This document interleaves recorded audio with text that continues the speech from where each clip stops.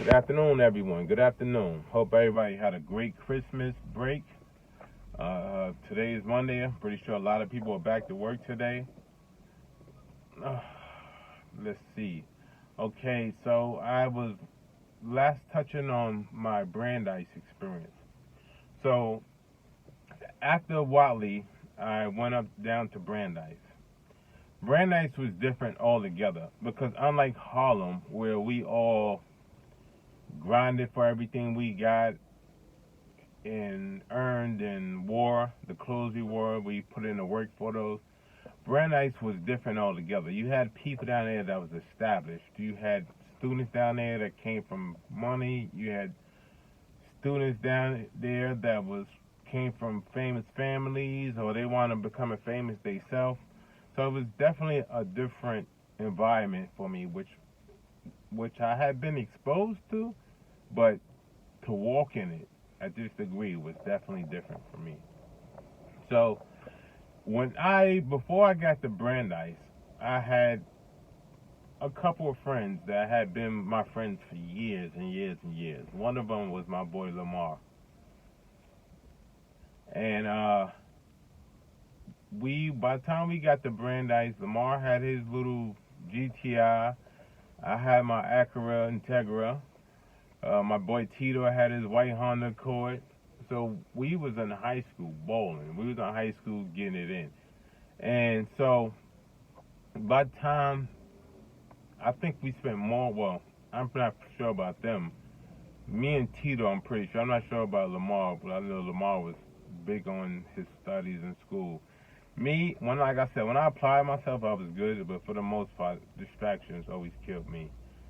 So by the time I got to Brandeis, me, Lamar, and Tito, we was popular in our own ways, and not that many people was coming to high school in brand new cars, and so you can automatically see how, but that would have put us in a different playing level than most. So I think I spent more time at other schools and hanging out than I did in my own school at one point. But at this time, I still had my case. I still had my case. I was going back and forth for, and so eventually, I would wind up having to turn myself in. But the months leading to me turning myself in to start my bid was really important, I guess, for me at that point in that stage because I found out, you know who's who in your life, but you never know who's who in your life until you are in a situation where you are not in control of it. So I was preparing myself I was preparing to turn myself in, and at this point, I think yes, my I had already basically grew a very cold spot in my heart after the death of my boy, and then I had, like I said, I had my associates and people or friends. I had friends, but I was at a very cold place everything at that point. So when I went into beginning my time, I was already like mentally stretched. I was wound up, really wound up. I probably was a walking time bomb, just waiting to explode. So while going in, you go back into Rikers, you're on Rikers for a few, and then they wound up shipping you upstate. So I was on Rikers until I got shipped upstate, and then once I went upstate, my journeys begin. About 11 different penitentiaries in 5 years. It was nothing to see. It was nothing for me to just wig out. I took everything personal. I wasn't one of the people that you can play with or say little simple things to, and I would take it lightly. I took everything to the heart. It was a very serious time in my life. And now I realize that I sit back and I reflect on it. I definitely was at a dark place. In any given situation, I probably wouldn't have been here to even talk to you about it. So once again, that was just God's grace. God had tremendous grace on me in my life, and at that point, I had no idea at all. He had so much grace on me, and so I went up, started my time. I wound up going to medium security and got in trouble there. Some What happened there?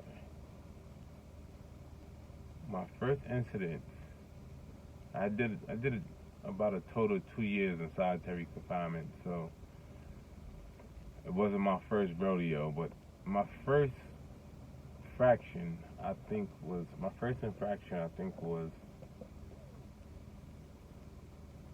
let me see, I was in high school, get my GED in 1990 to 1991. So I think my first incident must have came at the end of 1991. I was in Ogdensburg, I'm pretty sure, and right next to Clinton. And I wound up getting into some beef with somebody. I don't even think it was my beef, but it definitely was. I wound up getting into something with someone, and it escalated. I handled what I had to handle, and then I think, in the process of me handling what I had to handle, I wound up getting away with it. But as you know, people don't want to see you get away with it. Somebody came and snitched on me. I wound up going to the hole, and actually, while I was in the hole, I guess a little sort of a riot took place on the instance that I was involved in. So I'm in the hole, about to be transferred out to keep the peace in that jail, and next thing I know, a bunch of people come into the hole from all over the place, and come to find out, behind the little thing I had, a big old thing sparked behind it, big old riot sparked behind it. So I got transferred, sent to maximum security, and maximum security, it's behind the wall. It's behind the wall. You know, it's definitely different than medium security. You know, but they all jails. You ask me, it's all the same thing. Put in time. So, but I went to maximum security, and then from the rest of there, it was off and on, back and forth, up and down, maximum to medium, maxi max back to max, and so my classification changed throughout this whole bit. But one of the things that I picked up and I learned most about my stay was how to be at peace with myself. It was nothing for me to be in solitary confinement for a year plus and just find me reading, find me sharpening myself, find me, I studied the dictionary. I read books on top of books. I really made efforts to find positive things to do in my time. So came out of there, went back to, my timeline is going to be kind of off because it's 11 different joints you can imagine, back and forth and all that. But I can tell you in the gist of it all, I wound up getting my GED. I definitely did like 1-2 semesters of college. Wound up getting in trouble and never being able to finish the rest. I never took advantage of any of the programs as far as the trades. That's one thing I regret to today. I wish I would have went ahead and got a couple of trades under my belt. But nonetheless, it was a journey. But I came out in 94. 94, when I got out, I had tremendous love between my childhood girlfriend Emily and my best friend Jim. Emily was on top of her family stuff because she bought me a car. Jim gave me all kind of money. But as a man, I felt like I always need to have my own. So even though I had these people in my life that was making a way for me, pride. It can be the death of you, or it can give you the balance you need. Regardless of what, though, we do know pride will keep us away from a lot of our accomplishments. So from there, I came home, and this was when everything in Harlem was at its peak. People was going to jail, big old crews was getting locked up, a lot of people was going away. Like I said, I'm not going to drop no names, I'm not going to speak about no crews or anything, but it was really like at the height of everything. And it looks like I came home when everybody else was going away and everybody else was already getting in trouble. So, me coming home, I was interested in getting back to owning something. I was interested in getting back to being a mover and a shaker. I don't know why. That was my makeup. Maybe it was my makeup from birth. I could have easily just chilled and took a hold of all these benefits and blessings I had in me, but the drive I had in me, I don't even want to know I don't even know if I consider it drive, because a lot of it was just senseless. You know, I could have, like I said, I could have chilled. I had people that had money. I had a lot of access to money, but for some reason, you know, I just wanted my own. So I jumped back out there in the streets, and it was different. It was different, and I was definitely smarter than I was the first time around. So I jumped back out there, and I wound up, you know, going through the losses and wins and losses, and it was what the game is: wins and losses, up and down. But nonetheless, I was happy to be out. I was in Harlem. I was downtown, 87th. I was trying to make up for lost time. So I was trying to have multiple streams of income coming from everywhere. The thing about me is money management, and management is always was an issue for me. So I would take what I was getting from one spot, put that money towards another spot to keep the other spot from rolling up, to keep the other spot rolling, and it just was a recipe for disaster. So, of course, you know, I had a lot of ups and downs, but nonetheless, Emily was really a great force to have in my corner at that point. She was going through her own stuff, you know, all kind of legal issues with her father, who in itself was a major guy. And so, but it was more or less also the idea of just producing for me. I always loved the idea of producing for me, not having anybody feed me, spoon feed me, force feed me, anything. I always was tuned into the idea of being my own boss and having my own, and calling my own shots. So that was 90 to 90, that was 1994. Shortly after that, got Emily pregnant with my son, my first son, Mikey. Mikey was born in 1995. That was my firstborn. And it changed me in a sense, you know, but I still don't think I was where I needed to be at mentally, and I know I wasn't the way I needed to be financially, so my mind was all over the place. Mikey eventually wound up going to Puerto Rico to live in Puerto Rico, and so I went hard. I went harder, trying to figure some things out, figuring out how to keep myself. And what I learned is, okay, so I had a maximum at that point, and I learned a lot about that to today. Once you start putting money in a vehicle, you start dropping money in a vehicle, and once you come close to buying that thing twice, it's about time probably to jump out of it. For me, I just kept on clicking away. I kept on dumping money into this vehicle, kept on doing this, and everything was not panning out. Things was all over the place, which once again should have been a sign to me. But I didn't have anybody that was okay with sitting me down and talking to me. I probably was very difficult to talk to and get points across at that time. We all grow.